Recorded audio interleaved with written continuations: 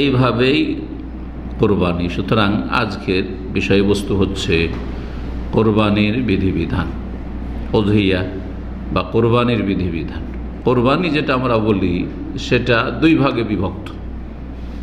এক হচ্ছে হাদির কোরবানি, যা হাজি সাহেবদের কোরবানি। হজ বা ওমরাকারীর কোরবানিকে হাদি বলা হয়, যা কাবার উদ্দেশ্যে নিয়ে আসা হয়, আল্লাহর ঘরের হারামের উদ্দেশ্যে নিয়ে আসা হয়, হয় নিজে সাথে করে নিয়ে আসছে কেনে, অথবা নিজের বাড়ির পোষা, যেটা প্রাচীন যুগে করতো। এখনও যাদের গৃহপালিত পশু আছে আর আরব দেশে বসবাস করে অনেকে নিয়ে যায়, নিজেরটা জবাই করব। যেমন আমরা নিজের কোরবানি, পোষা কোরবানি গ্রামাঞ্চলে জবাই করে থাকি অধিকাংশ মানুষ।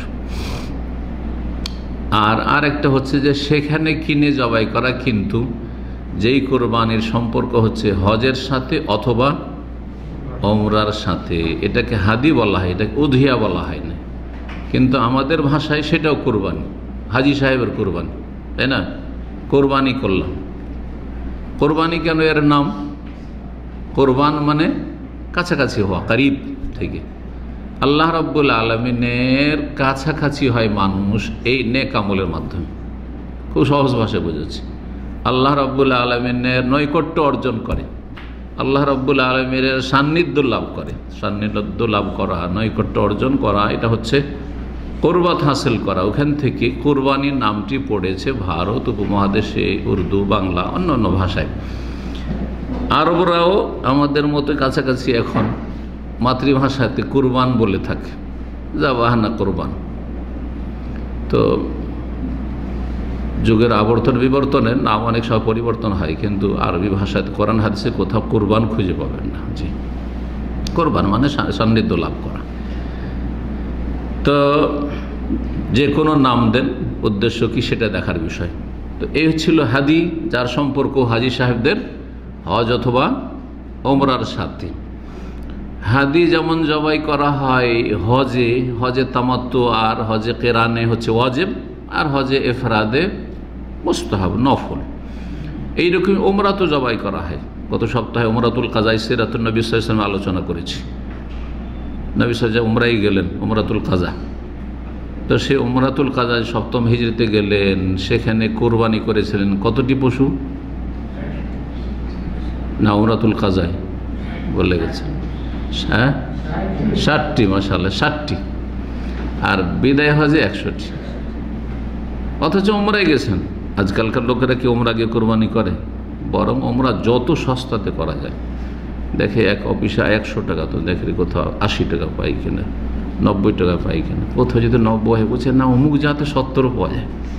জি, তো যাই হোক, যদি ওর সাথে আল্লাহ না করে ফরজ করে দিত হজ তামাত্তু আর কেরানের মতো, তাহলে ওমরা করাও মহা মুশকিল হয়ে যেত। আল্লাহ রাব্বুল আলামিন তৌফিক দান করেন। আর একটি কোরবানি হচ্ছে উযহিয়া, ওর নাম হচ্ছে উযহিয়া। উযহিয়ার সম্পর্ক হচ্ছে সময়ের সাথে, হজের সাথে না, ওমরার সাথে না, আর স্থানের সাথে না। হাদির সম্পর্ক হচ্ছে হজ উমরার সাথে আর আল্লাহর ঘর কাবার সাথে, স্থানের সাথে, স্থান কেন্দ্রিক। এখানে দাম্মামে করলে হাদি হবে না। হাদি মানে মা ইউহদা ইলাল হারাম, হারামের এলাকার ভিতরে হইতে হবে, হুদুদ হারামের ভিতরে হইতে হবে। আর উযহিয়ার সম্পর্ক হচ্ছে জামানার সাথে, সময়ের সাথে, স্থানের সাথে নয়। সারা পৃথিবীর যে কোনো জায়গায় উযহিয়া কোরবানি হচ্ছে আর হতে থাকবে। 10 জিলহজ থেকে শুরু করে 11, 12, 13 পর্যন্ত। এটি হচ্ছে সঠিক মত, 4 দিন। আর আরেকটি মত হচ্ছে 3 দিন, মানে 12 তারিখ পর্যন্ত, কিন্তু সেই মতটি দুর্বল। বরং 4 দিন হচ্ছে কোরবানির দিন, এটা মনে রাখতে হবে। এই মশলাটি সামনে আসতো, এখনই কথা প্রসঙ্গে বলে ফেললাম। কি বলছিলাম তাহলে? কোরবানি কত রকমের?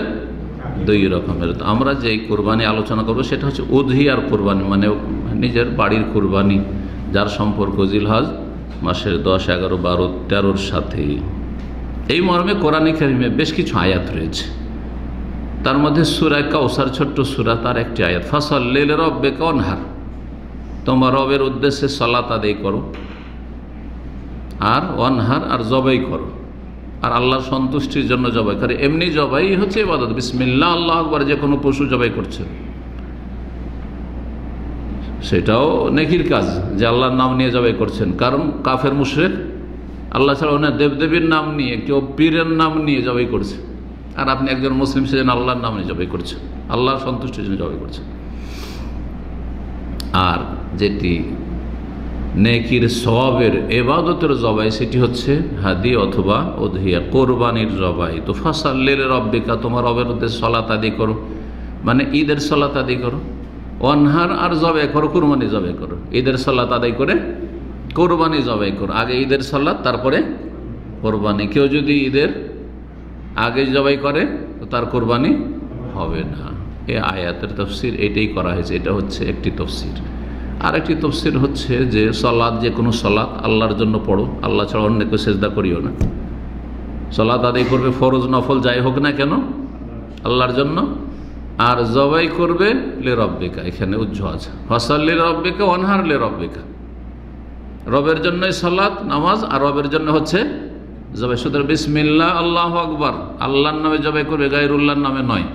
এবং আল্লাহর সন্তুষ্টির জন্য জবাই করবে, আল্লাহর নাম ছাড়া অন্য নামে বা অন্যের সন্তুষ্টি বিধানে জবাই করবে না, বা অন্যের জন্য কোনো পশুকে ছেড়ে দেবে না।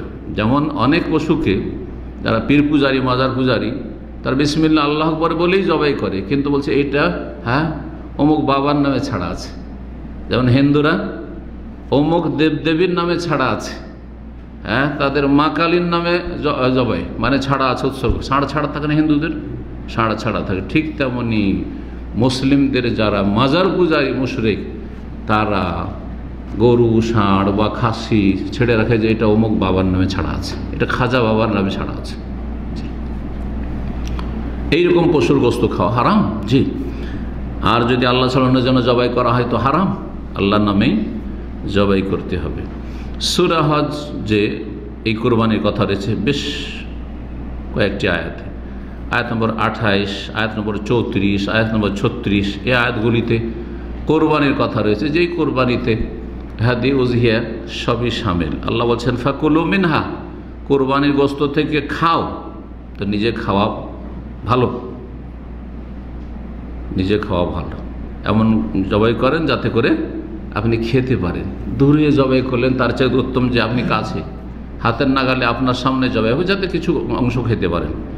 ও আতেমুল বায়েস আল ফকির, আর যারা অসহায় দরিদ্র তাদেরকেও খাওয়া, আর যারা অসহায় দরিদ্র তাদেরও খাওয়া, আর নিজেও খাও। সবই নিজে খেয়ে নিও না, আর সবই দান করিও না। যদিও জায়েজ, কেউ যদি মনে করে সবই দান করে দেবো, দূরে 5000 কিলোমিটার দূরে দেশে কোরবানি করে জায়েজ, কিন্তু উত্তম হচ্ছে আপনি যেখানে আছেন সেখানে কোরবানি জবাই করবেন, সেখান থেকে কিছু অংশ খাবেন। আল্লাহ রাব্বুল আলামিন বলছেন ওয়ালিকুল্লি উম্মাতিন জাআলনা মানসাকান, প্রতিটি জাতি যুগে যুগে যারা এসেছে, উম্মত এসেছে, তাদেরকে আমি কোরবানির বিধান দিয়েছি। তো কোরবানির বিধান খুব প্রাচীন বিধান। প্রথম কোরবানি কে করেছিল? হ্যাঁ, ইব্রাহিম আলাইহিস সালাম। তার আগেও কোরবানি হয়েছে, হাবিল কাবিলের কোরবানি।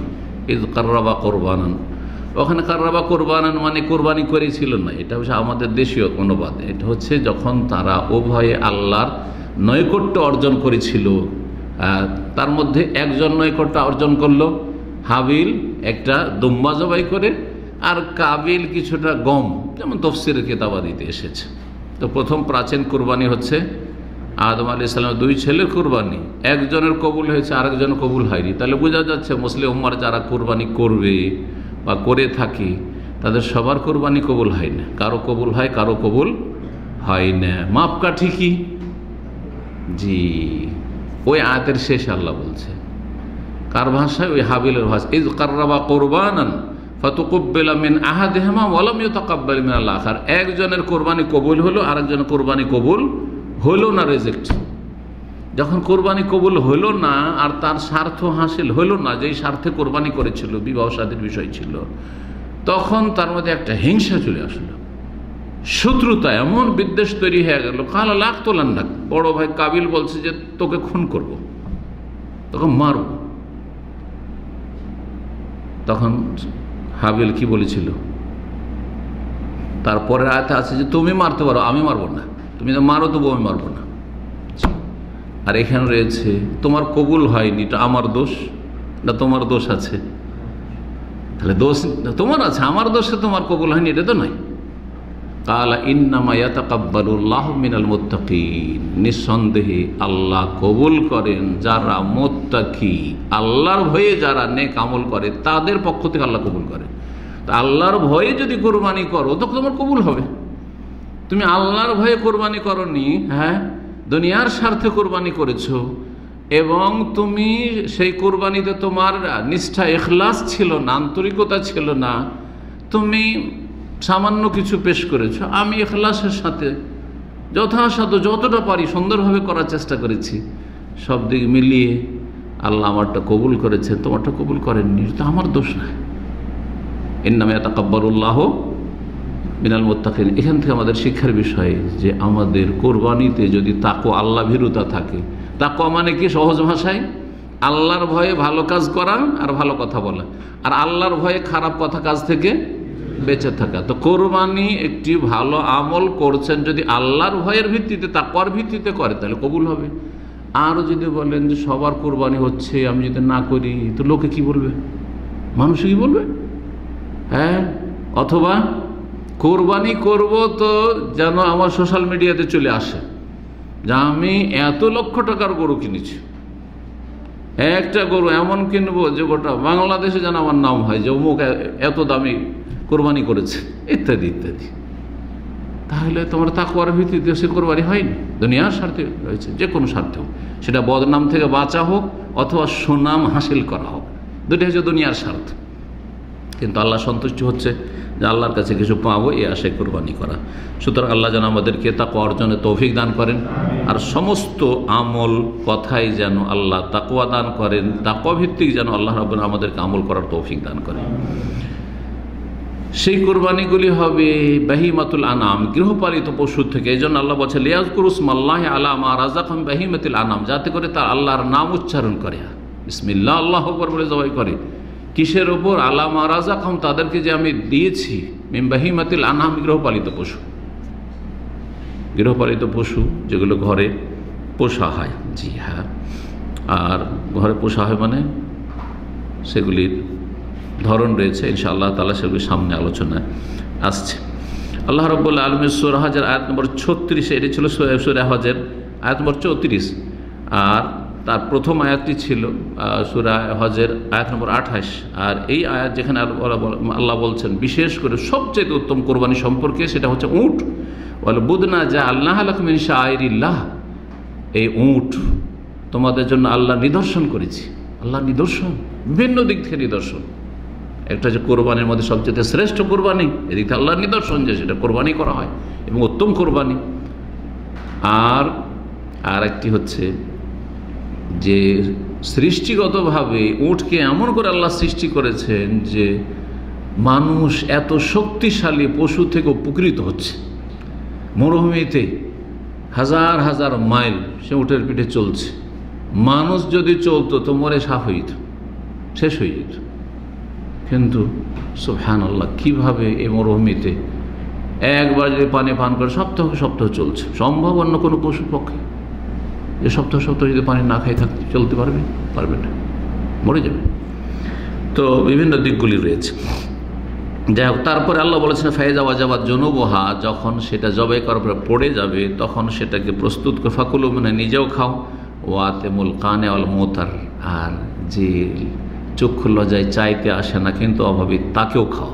কানে যা আছে অতি সন্তুষ্ট, কারো কাছে চাইতে যাব না, কাউকে বলতে যাব না যে আমাদের কোরবানি হয়নি, জানতেই দেবো না।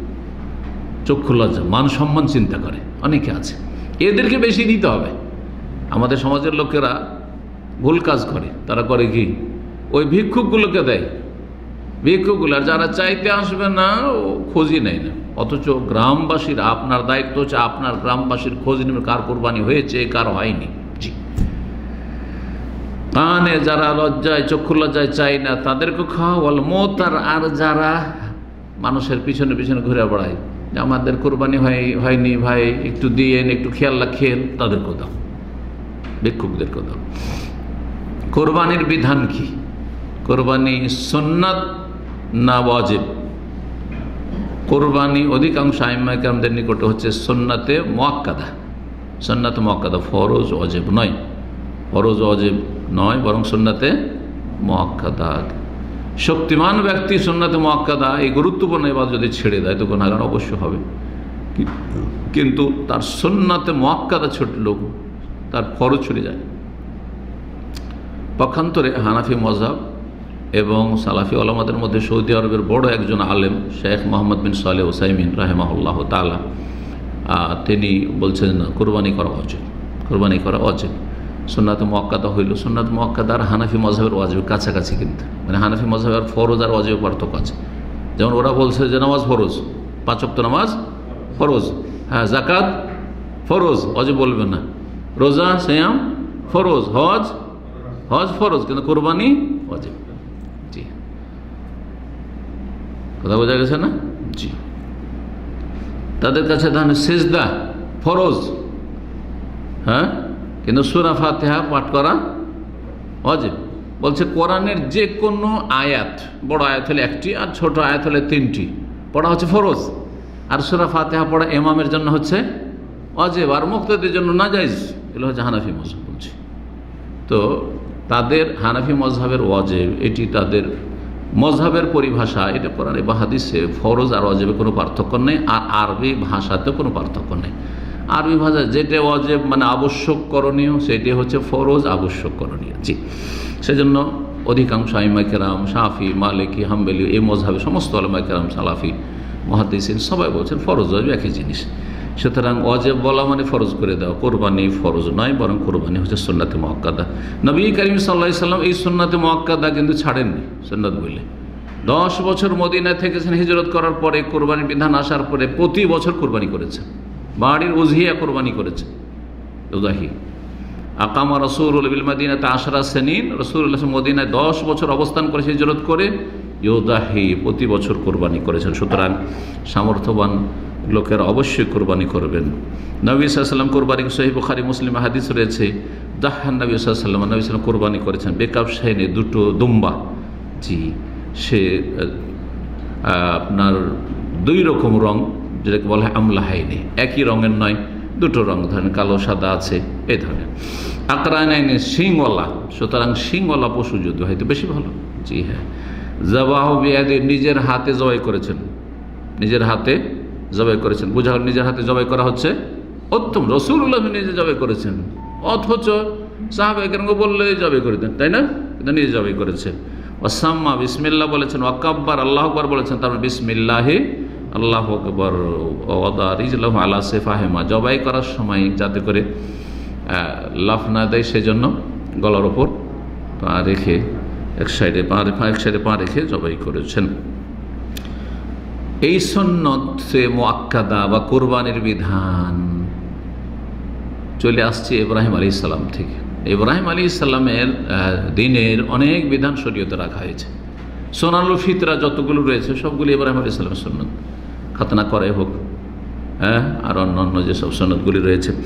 এইরকমই হজের যেসব বিধিবিধান রয়েছে, সাফা মারওয়ার সাই রয়েছে, সব ইব্রাহিম আলাইহিস সালামের সাথে সম্পর্কিত এসব ইতিহাস। তো তার মধ্যে কোরবানিও, হ্যাঁ, কোরবানি আল্লাহ রাব্বুল আলামিন হুকুম করলেন ছেলেকে কোরবানি করার, আর ছেলেকে আল্লাহ মুক্ত করলেন একটি দুম্বা আল্লাহ রাব্বুল আলামিন পাঠিয়ে দিয়ে সে দুম্বা জবাই হলো। ও তারাকানা আলী ফিল আকসুরে সাফাত রয়েছে। আর তারপর এই বিধানকে আগামী যে প্রজন্ম আসতে থাকে কিয়ামত পর্যন্ত, আগামী উম্মত শেষ উম্মত, তাদের মাঝে এই বিধানকে আমি রেখে দিয়েছি।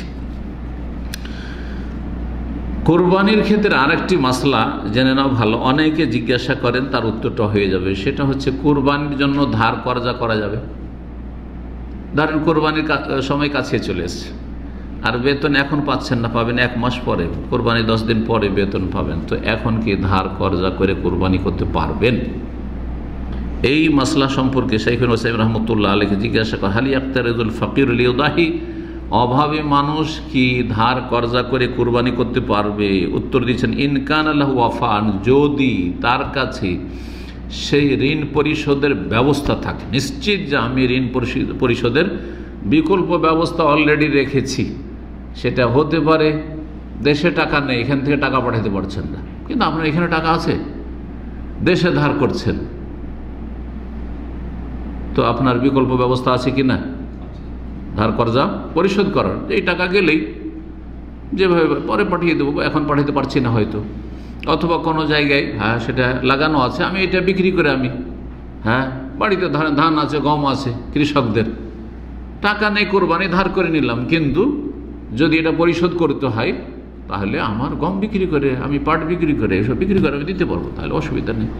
এইরকমই যে কোনোভাবে ওখানে বিকল্প যদি ব্যবস্থা থাকে তাহলে তারপরে বেতন ধরেন, কাজ করা হয়ে গেছে, বেতনটা পাইনি, বেতন নিশ্চিত পেয়ে যাবে, এমন নয় যে বেতন পাবে কোনো করে ঠিক নেই। যেমন আজকাল সাপ্লাই অনেক জালেমরা আছে, আমি সাপ্লাই যারা এই সাপ্লাইয়ের কাজকর্ম করে তাদের অধিকাংশকে আমি ঘৃণা করি, কারণ অধিকাংশ জালেম।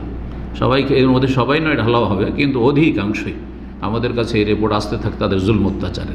এরা কাজ করায় 6 মাস, বছর, 2 বছর, অনেকের বেতন দেয় না জালেমগুলো। আল্লাহ এদের বরবাদ করুক। যারা মানুষের টাকা পয়সা হককে বরবাদ করবে আল্লাহ তাদেরকে বরবাদ করবে। আমি বদদোয়া না দিই আর না দিই, সহিহ বুখারী হাদিস রয়েছে, মান আখাযা আমওয়ালান নাস ইউরিদু আদাহ, কেউ যদি মানুষের টাকা পয়সা নেয়, টাকা পয়সা নেও, তার কাছে পরিশ্রম নিয়েছে, মেহনত নিয়েছে, কাজ নিয়েছে, আর যদি সৎ উদ্দেশ্য থাকে যে আদায় করে দেব, দিয়ে দেব মানুষকে, তাহলে আদাল্লাহু আনহু, আল্লাহ তার পক্ষ থেকে আদায় করে দেবেন, মানে আদায়ের ব্যবস্থা করে দেবেন। চেষ্টা করলে ব্যবস্থা অবশ্যই হবে। এটা হচ্ছে এই হাদিসের উদ্দেশ্য। ওমান আখাযা আমওয়ালান নাস ইউরিদু ইতলাফা, আর কেউ যদি মানুষের টাকা পয়সা ধার কর্জা নেয় অথবা কাজ করিয়া নেয়, সাপ্লাই করিয়া নেয়, ইউরিদু ইতলাফা, উদ্দেশ্য হচ্ছে তুষুরপাত করা, নষ্ট, হক নষ্ট করা, দেব না আসলে, বদ খাসলত তাদের, হাত ভারী ইত্যাদি, নিজের কাজ ঠিক চলছে, নিজের সংসার চলছে, নিজের বিল্ডিং বাড়ি সব চলছে, তাহলে আতলাফাহুল্লাহ, আল্লাহ তাকে নষ্ট করবে, তাকে বরবাদ করবে। এত সহজ কথা নয়, একটি হাদিস যথেষ্ট মানুষকে সংশোধন করার জন্য, সোজা করে দেওয়ার জন্য বাঁকাদেরকে, যদি আল্লাহর ভয় থাকে, আল্লাহর আযাবের ভয় থাকে। আর এটা আখিরাতের শাস্তি না দুনিয়ার শাস্তি। যে টাকা পয়সা মেরে খাবে, অনেক এখান থেকে টাকা পয়সা মেরে ইউরোপ চলে গেছে, সব এইসব খবর আমাদের কাছে আসছে। এইখানে এক ভাইয়ের কাছে ধার নিয়েছে 10,000 রিয়াল, আর তারপরে পাড়ি দিয়ে ইটালি চলে গেছে, মনে করছে জান্নাতে পৌঁছে গেছি, স্বর্গে। স্বর্গে পৌঁছে গেছি, কারণ ইউরোপিয়ান পাসপোর্ট হয়ে যাবে। আতলাফাহুল্লাহ, আল্লাহ তাকে বরবাদ করবেন, তার পরিবারকে বরবাদ করবেন, তার আগামী প্রজন্মকে ধ্বংস করে দেবেন আল্লাহ রাব্বুল আলামিন। এটি হচ্ছে ইসলাম, এটি হচ্ছে রাসূলুল্লাহ সাল্লাল্লাহু আলাইহি ওয়াসাল্লামের কথা। এত সহজ নয় যে মানুষের টাকা পয়সা খেয়ে দিয়ে চলে যাবেন, পারলে দিলাম, না হলে না দিলাম। জি, এত সহজ বিষয় নয়। আল্লাহ হেফাজত করেন। তো বলছিলাম, যদি কারো কাছে ব্যবস্থা থাকে, বিকল্প কি করার, ঋণ পরিশোধ করা, তাহলে ধার নিয়ে কোরবানি করতে পারবে। এরকম ধার নিয়ে হজ করতে পারবে। 10-15 হাজার রিয়াল এখন নিয়ে নিল, ভাই এখন এখানে টাকা নেই আর আমি দেশ থেকে নিয়ে আসতে পারছি না, তেমন টাকাটা ধার দেন, আমি বাংলাদেশে দিয়ে দেবো। আর সৎ নিয়ত আছে, অসুবিধা নেই, ধার কর্জা করে কি করতে পারবে, হজও করতে পারবে, কোরবানি করতে পারবে। কিন্তু যদি বিকল্প ব্যবস্থা না থাকে, বিকল্প ব্যবস্থা নেই, আপনি ধার নিয়ে নিলেন, জায়েজ নয় যে আপনি হজ করবেন ধার নিয়ে, অথচ বিকল্প ব্যবস্থা নেই, কোথা থেকে আমি পেমেন্ট করবো পরে দেখা যাবে, এটা চলবে না। আল্লাহ বুঝার তৌফিক দান করেন। কোরবানির পশু সম্পর্কে বলছিলাম, কোরআন ভাষায় কি বলা হয়েছে, বাহিমাতুল আনাম, গৃহপালিত পশু। সেগুলি হচ্ছে কি, আল এবেল, উট 1, 2 হচ্ছে অল বাকার, গরু, বিভিন্ন শ্রেণীর হইতে পারে। উট মানে একই রকমের উট আছে, বিভিন্ন রকম হইতে পারে, সেই রকমই গরু বিভিন্ন রকম আছে না নেই? উঁচা উঁচা গরু আছে। আমাদের উত্তরপ্রদেশ থেকে বা পাঞ্জাব থেকে যে আমাদের এলাকায় গরুগুলো যায়, সেগুলোকে আমরা ওই পশ্চিমা গরু বলি আমাদের অঞ্চলে, কিন্তু আপনারা কি বলে ওগুলোকে ইন্ডিয়ান গরু মনে হয় বলেন, তাই না? অনেক উঁচা উঁচা গরু, অনেক উঁচা উঁচা গরু। তো আমার চাইতে উঁচা হবে গরুগুলো। আবার কিছু গরু আছে যেগুলোকে আমাদের আঞ্চলিক ভাষা বলে বরিন্দ্রা গরু বলে, মানে বরিন্দ্র এলাকার ছোট ছোট বেটে বেটে গরু। আবার অস্ট্রেলিয়ান আছে, জি হ্যাঁ, বিভিন্ন ক্যাটাগরি, যে কোনো হোক না কেন, গরুর মধ্যে পড়লে হলো। আর তৃতীয় হচ্ছে দুম্বা দুম্বি বা ভেড়া ভেড়ি, মেষ। আর চতুর্থ হচ্ছে বকরা বকরি, খাসি বকরি, বকরাও হইতে পারে, বকরিও হইতে পারে। জি, শুধু নর হতে হবে এমন কথা নয়। তাহলে কয় রকম হইল? এই 4 রকম। জি হ্যাঁ, মাসলা একটা থেকে যাচ্ছে। এখন মহিষকে কি এগুলোর মধ্যে ফেলা যাবে কিনা?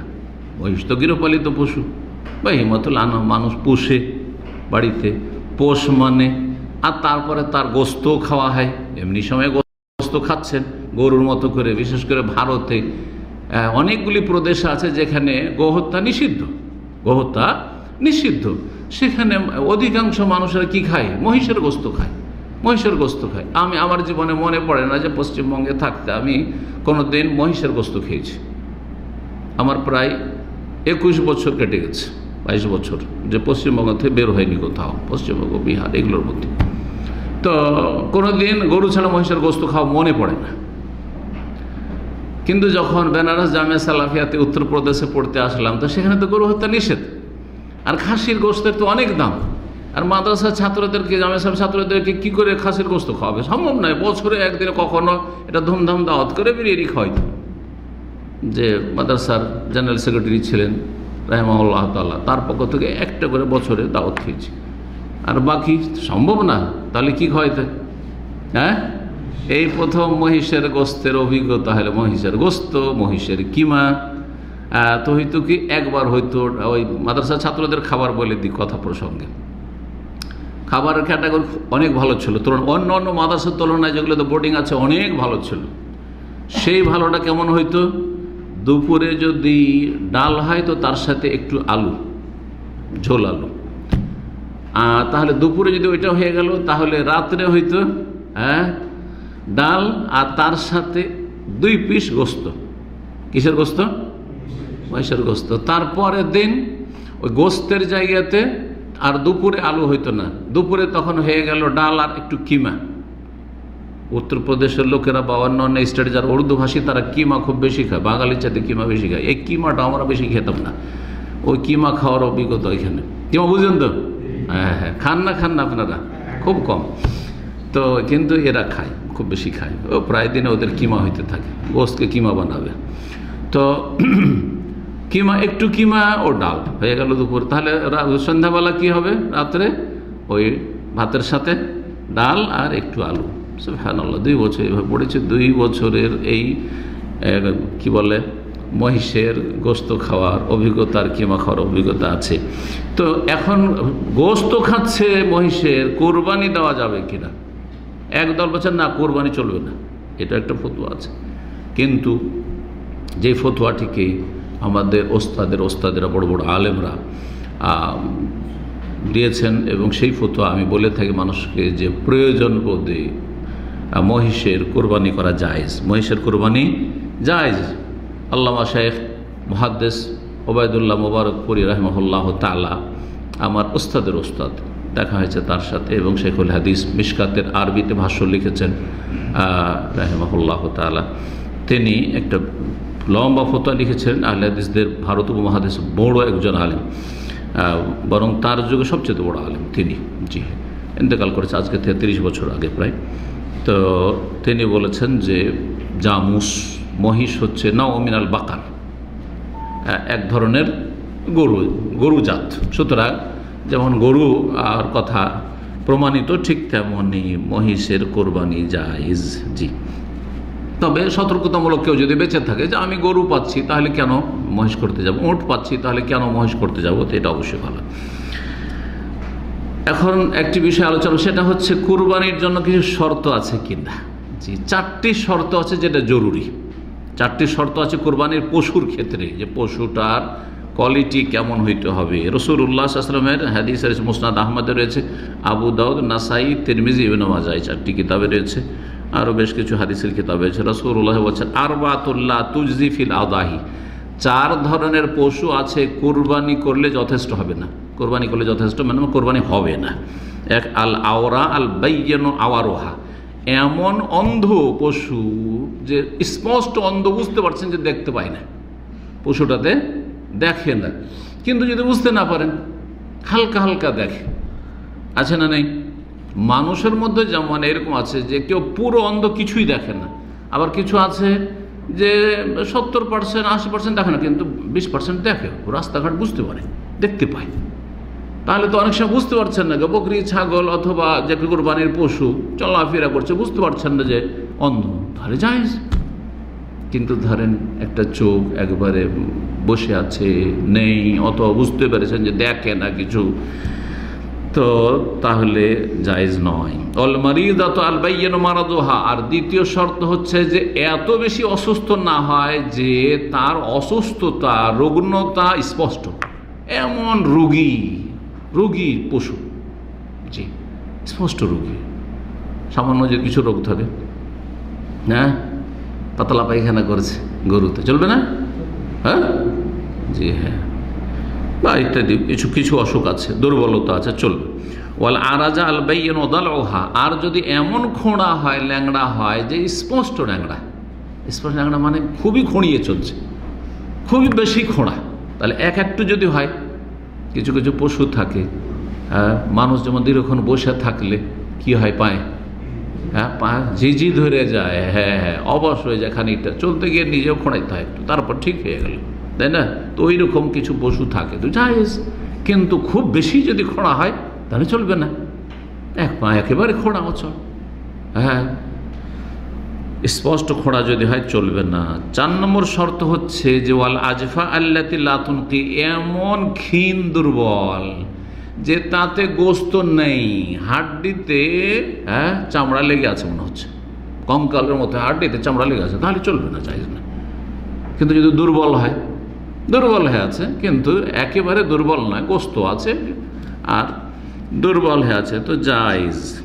আর এছাড়া যে দোষগুলি রয়েছে, যেমন আমাদের সমাজে এই বিষয়ে খুব বাড়াবাড়ি করে, একটু যদি কান কাটা থাকে, এই কান কাটা আছে কোরবানি অচল, না জায়েজ, কিন্তু উত্তম হচ্ছে যে যেন না থাকে, কিন্তু জায়েজ, অসুবিধা নেই। এই ধরনের বেশ কিছু যেসব দোষগুলি আছে, শিং একটু যদি ভাঙা থাকে, একটু ভাঙা করবে না, নিবেই না কোরবানিতে কেউ, জায়েজ, কোনো অসুবিধা নেই। হ্যাঁ কিন্তু একেবারে পুরো শিং ভাঙা, পুরোটা শিং একেবারে জড় থেকে ভাঙা আছে, তাহলে বড় ধরনের আইব। কিন্তু শিং যদি না থাকে অথবা শিং একটু ভাঙা থাকে, কোনো দোষ নাই, এগুলো কথা। জি, কোরবানির পশুর বয়স কত হইতে হবে? বয়সের সম্পর্ক না দাঁতের সম্পর্ক? প্রথম কথা, একদল এই ক্ষেত্রে শক্ত ফতোয়া দিয়ে থাকেন, সেটা হচ্ছে দাঁতের সম্পর্ক। দাঁত না হলে বয়স টয়স দেখে লাভ নেই, দাঁত হইতে হবে, দাঁতা হইতে হবে। আহলে হাদিস অনেক ওলামারা এই ফতোয়া দিয়ে থাকেন ভারত বাংলাদেশে, আর অধিকাংশ আইম্মায়ে কেরামগণ বলছেন না, বয়সের সাথে সম্পর্ক। আর এই বয়সে পৌঁছলে সাধারণত দাঁত হয়ে যায়। দুধার যে দাঁত রয়েছে, যেটা আমাদেরও কিন্তু দাঁত ছোটকালে আলাদা দাঁত ছিল না, কি বলেন আপনার ওই দাঁতকে? দুই দাঁত, মাশাআল্লাহ। তো দুই দাঁত ভেঙে তারপরে এই দাঁত হয়েছে, যে খাওয়ার স্বাভাবিক দাঁত হয়েছে। তো এটা ওই বয়সগুলোতে সাধারণত হয়ে যায়, সেজন্য বয়সের কথাই বলেছেন উলামায়ে কেরামগণ বেশি। তো এই ক্ষেত্রে শোনেন, যদি ভেড়ি হয়, ভেড়ি বুঝেন?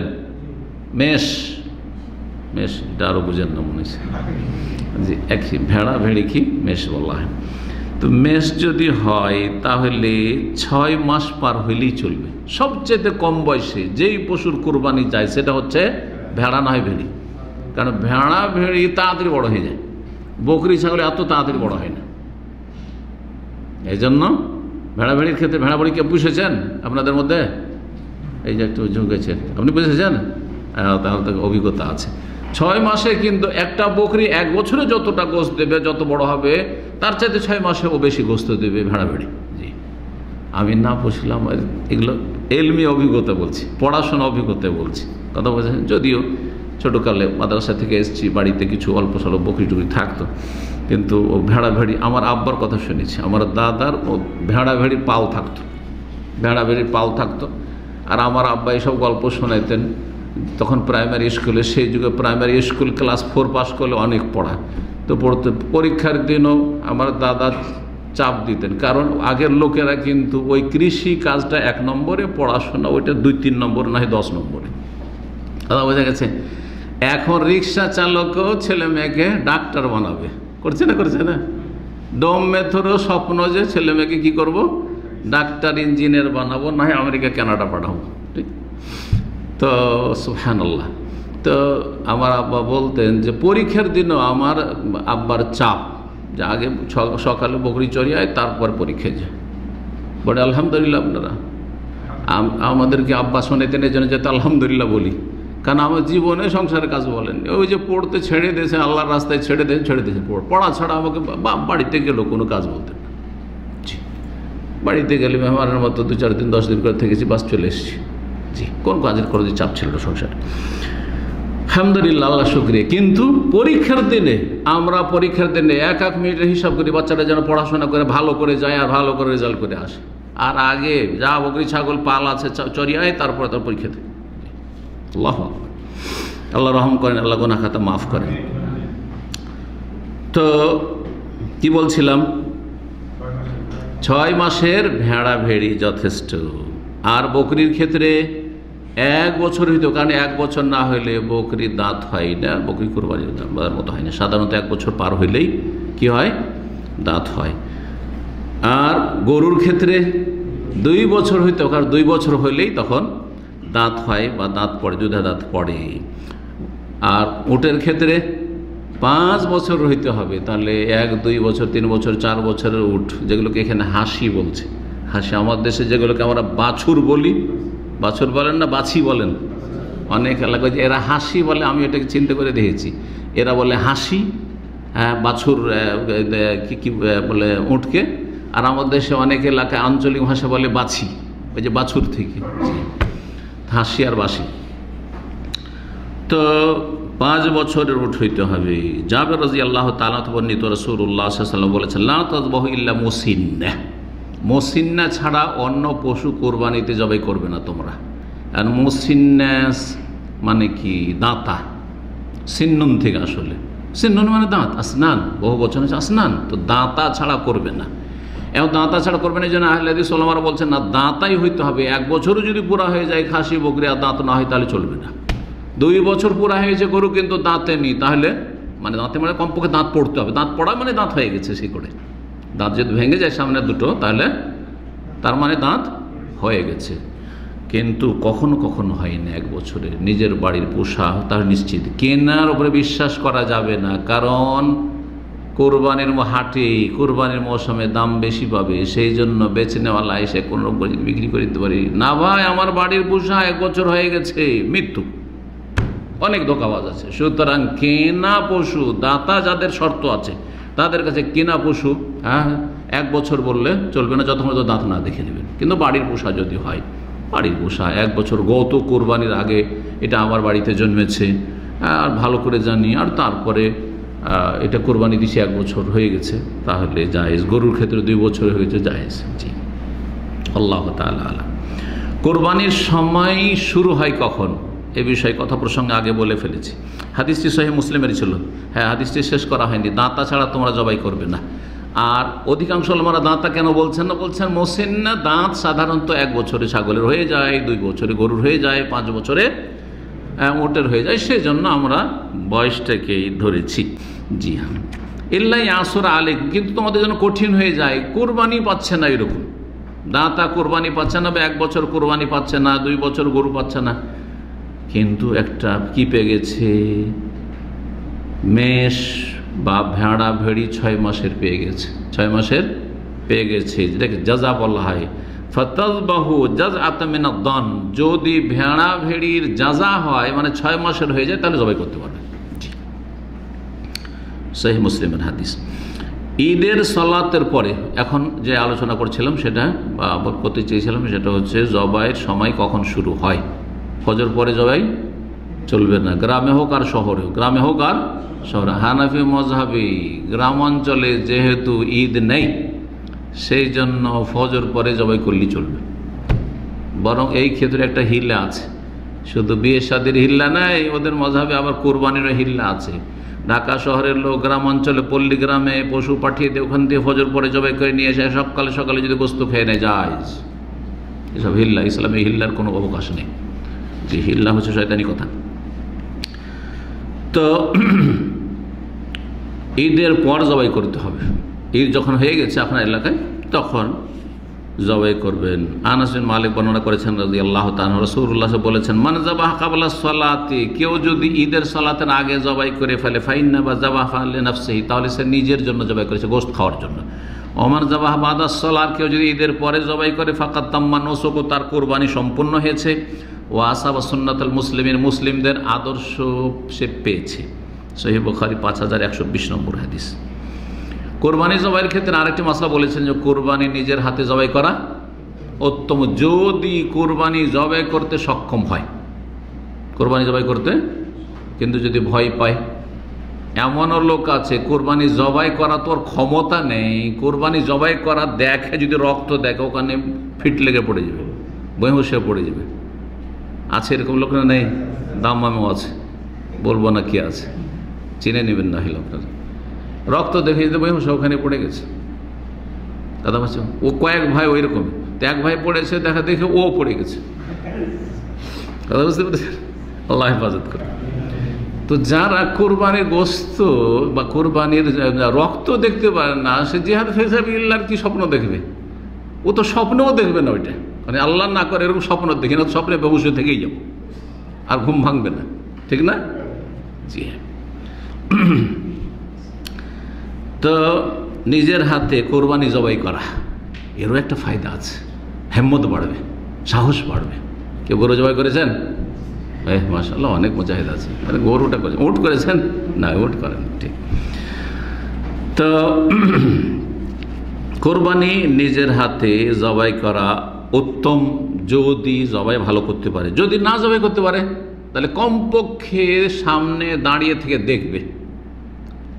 আরেকটি মশলা দেখা এখানে বলি, মহিলার নামে কোরবানি হচ্ছে, মহিলার নামে, এটা আবার অনেকে ভুল ধরে যে আল্লাহর নামে কোরবানি, মহিলার নামে, মহিলার পক্ষ থেকে। তাহলে সূক্ষ্ম ভাষা হচ্ছে, কিন্তু ইন্নামাল আমালু বিন্নিয়াত, ওর নাম মানে এই যেন নেকিটা পায়, এই উদ্দেশ্যে। তাহলে এই নয় যে মহিলার নামে বললে শিরক হয়ে গেল, অমুকের নামে কোরবানি শিরক হয়ে গেল। এই ফতোয়া কিন্তু সোশ্যাল মিডিয়া খুব পাবেন, এই যে শুরু হবে এই সময়, এই এত শিরকি কথা, জাহেল বুঝেই না যে শিরক আর তাওহীদ এগুলো ইবাদত না হয়, ইবাদত নয়। সবার সম্পর্ক কিসের সাথে? নিয়তের সাথে, নিয়তের সাথে। জি, ইন্নামাল আমালু বিন্নিয়াত। জি। তো কথা হচ্ছে যে কোরবানি যদি মহিলার পক্ষ থেকে হয়, আর মহিলাই হচ্ছে আসল অভিভাবক বা মালিক কোরবানি, এটা কোরবানি আমার পক্ষ থেকে হচ্ছে। আর যদি বলে যেন আমি জবাই করব, তো দিবেন না জবাই করতে? হ্যাঁ, হানাফি মাযহাবে মহিলাদের জবাই করা হচ্ছে মাকরুহ, শুনে রাখেন, মাকরুহ। কিন্তু শরীয়তে জায়েজ, এমন কোনো দলিল নেই যে মহিলাকে বারণ করবে না, এই তুই জবাই করতে পারবি না, যদি সাহস থাকে, হিম্মত থাকে। জি, জবাই না করতে পারে, পর্দার আড়াল থেকে না হয় বোরকা পরে সে দেখবে যে আমার কোরবানি জবাই হচ্ছে, এটাও সুন্নাত, এটাও সুন্নাত। তো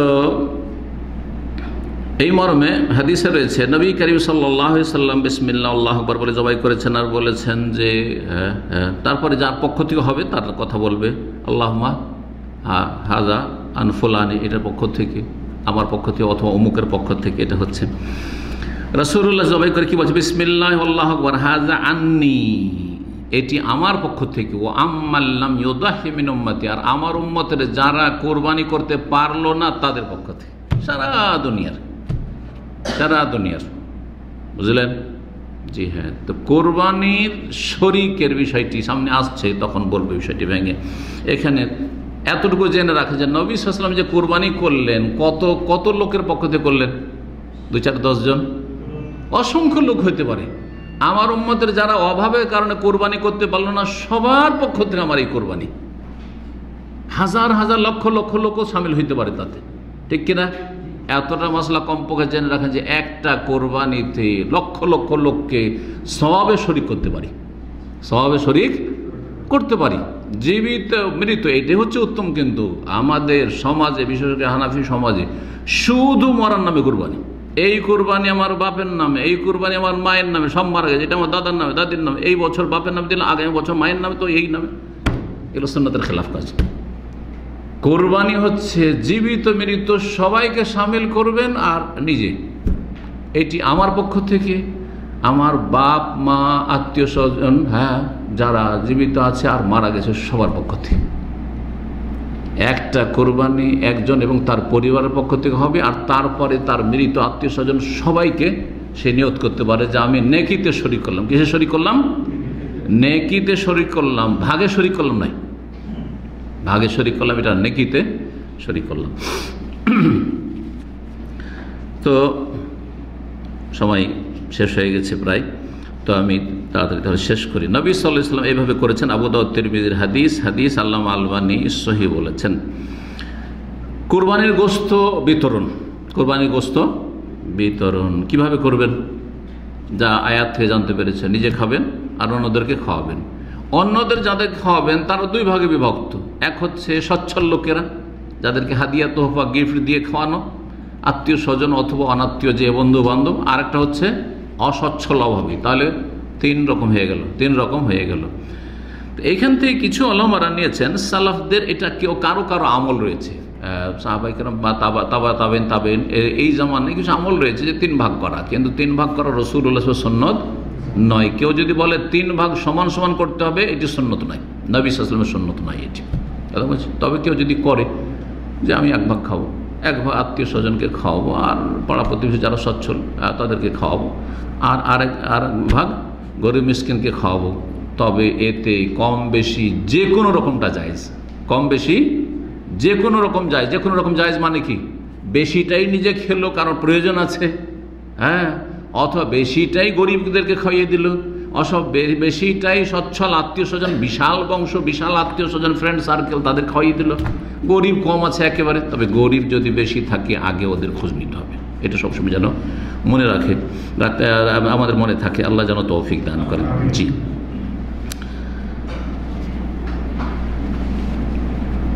এখন কোরবানির ভাগার বিষয়টি, আর এটা দিয়ে শেষ করি। প্রায় 10টির মতো আমাদের পয়েন্ট হয়ে গেছে। কোরবানির ভাগ, কোরবানিতে ভাগ জায়েজ আছে কিনা? জায়েজ। কোরবানির ভাগটা 2 ভাগে বিভক্ত, এই কথাটি বলবো, যেটা এর আগে কোনদিন আলোচনা করিনি। কোরবানির ভাগটা হচ্ছে 2 রকম। একটা হচ্ছে মালিকানার ভাগ, আর একটা হচ্ছে সওয়াব নেকির ভাগ। মালিকানার ভাগ হচ্ছে একটা গরুতে 7 জনের বেশি নয়। এখন 7 জন এবং তাদের পরিবার, এটা একটি মত। আর একটা দল বলছেন না, ভাগ হলে তখন আর একজন আর তার পরিবার হবে না। কিন্তু শাইখ ইবনে বাজ রাহিমাহুল্লাহ বলছেন যে একটা ভাগ সমান একটা ছাগল বা ভেড়া ভেড়ি। আর একটা ছাগল সম্পর্কে স্পষ্ট হাদিস রয়েছে যে একটি ছাগল নবী সাল্লাল্লাহু আলাইহি জামানায় সাহাবায়ে কেরামের আমলে একজন এবং তার পরিবারের পক্ষ থেকে কি হইতো? যথেষ্ট হইতো। তাহলে তারই যখন বিকল্প, সুতরাং শাইখ ইবনে বাজ রাহিমাহুল্লাহর ফতোয়াকে আমি প্রাধান্য দিই, এবং সেই ফতোয়া দিই যে একটা ভাগ উটের হোক অথবা গরুর হোক, একজন এবং তার পরিবারের পক্ষ থেকে যথেষ্ট। মালিকানার ক্ষেত্রে ভাগ হবে 7 ভাগ। কিসে? গরুতে অথবা উটে 7 ভাগ হবে মালিকানার ক্ষেত্রে। কিন্তু সবের ক্ষেত্রে হাজার হাজার লক্ষ লক্ষকে ভাগ দেওয়া যেতে পারে। অর্থাৎ একটা হচ্ছে নেকিতে ভাগ দেওয়া, আর একটা হচ্ছে মালিকানায় ভাগ দেওয়া। মালিকানা হিসাবে মাত্র 7 জন ভাগ নিতে পারবেন, তার বেশি হইতে পারে। 7 জন যখন জায়েজ, কমটা জায়েজ কি না? কম জায়েজ। কিন্তু একদল চরমপন্থী আবার আমাদের সমাজে আছে, সেই আকিদার নাম দিয়ে প্রত্যেক ক্ষেত্রে বলছে একবার স্পষ্ট দলিল দিতে হবে। তো ওরা তো এই কথা যদি বলে তো ওরা 1 পাও চলতে পারবে না। মেলা ক্ষেত্রে, অনেক ক্ষেত্রে স্পষ্ট দলিল না, কিন্তু অস্পষ্ট দলিল আছে। এই জন্য দলিলকে কয়েক ভাগে ফোকাহারা ভাগ করেছেন, যারা উসুল ফিকহের আলোচনা করে। উসুল ফিকহের জ্ঞানটা আমাদের সমাজে কম, এক শ্রেণী আলেমদের, যার ফলে জাহিরিদের মতো ফতোয়া। 7 ভাগ প্রমাণ আছে, কিন্তু 6 ভাগ কোথায়, 5 ভাগ কোথায়, 3 ভাগ কোথায়, সুতরাং জায়েজ না। জাহিরি একবারে না। যখন বেশি ভাগ করা জায়েজ, তো কম করা আরও বেশি ভালো করে জায়েজ, কারণ তো বেশি দিল। আর জি হ্যাঁ, জোড় হোক অথবা বেজোড়। একটা গরু নিলেন আর মাত্র 3 জন হইলো, আর পাচ্ছেন না, তো বলছে এই বছর কুরবানি হইল না। এই জাহিরিদের ফতোয়াতে এটাই করতে হবে না, এবছর কুরবানি হলো না, কারণ 7 জন জুড়েতে পারলাম না। এইরকম ইসলামের বিধান থাকে, জাহিলদের কথা এটা। জি, আল্লাহ বোঝার তৌফিক দান করেন। তো এই কথাটি মনে রাখবেন যে নেকিতে ভাগ দেওয়ার ক্ষেত্রে একটা কোরবানি করলেন আপনি, আল্লাহ আমার পরিবারের পক্ষ থেকে, আর আমার আত্মীয় স্বজন যারা মারা গেছে, আমার বাপ দাদা নানা নানি, সবাইকে তুমি নেকি দিও। নেকিতে হাজার হাজার লোক সামিল করেন। কিন্তু পরিবারের ক্ষেত্রে আপনারা 5টা ভাই আছেন, বলে যে এই একটা কোরবানি আমার 5টা ভাইয়ের পক্ষ থেকে। না, মালিকানার ক্ষেত্রে একজন এবং তার পরিপক্ক হয়ে, হ্যাঁ ভাইরা যদি নাবালক থাকার আপনার অধীন না থাকে সেটা আলাদা কথা, কিন্তু ভাইরা যখন ভিন্ন ভিন্ন হয়ে গেছে অন্য সংসারে তখন 5টা পরিবার তারা, সুতরাং তাদের পক্ষ থেকে সে কুরবানি হবে না। কুরবানি যারা করবেন শেষ মাসলা, তারা কুরবানি কি করবেন, এই 10টা দিন চাঁদ ওঠার পর থেকে শুরু করে চুল, নখ, হ্যাঁ মোচ যেগুলো কাটার সেগুলি কাটবেন না কোরবানি করা পর্যন্ত। কোরবানি করার পরে কাটবেন, এই মর্মে সহিহ মুসলিমের হাদিস রয়েছে যে দাখালাল আশরু, যখন এই জিলহজ মাসের 10 দিন শুরু হবে, ওয়ারাদ আহাদুম ইউদাহি, কেউ যদি কোরবানি করতে চায় ফালিউম সেখান শারি ওয়াজফারি, তাহলে চুল নখ এগুলি যেন না কাটে। দাড়ি কাটবে না, কাটবে না? হ্যাঁ দাড়ি, হ্যাঁ দাড়ি সারা বছরে অন্য সময় মানে ঈদের দিন চলবে আবার, কারণ সওয়াবের দিনটা নাকি। আল্লাহ হেফাজত করুক, আল্লাহ বুঝার তৌফিক দান করুক। যারা দাঁড়িয়ে রাখতে পারেন আল্লাহ তাদেরকে হেদায়েত দান করুক এবং তৌফিক দান করুক, ঈমান মজবুত করে দিক। মানুষকে ভয় করিয়েন, আল্লাহকে ভয় করেন, ইনশাআল্লাহ আল্লাহ রাব্বুল আলামিন হেফাজত করবেন। ওয়া সাল্লাল্লাহু ওয়া সাল্লাম আলা নবিয়িনা মুহাম্মদ ওয়া আলা আলিহি ওয়া সাহবিহি।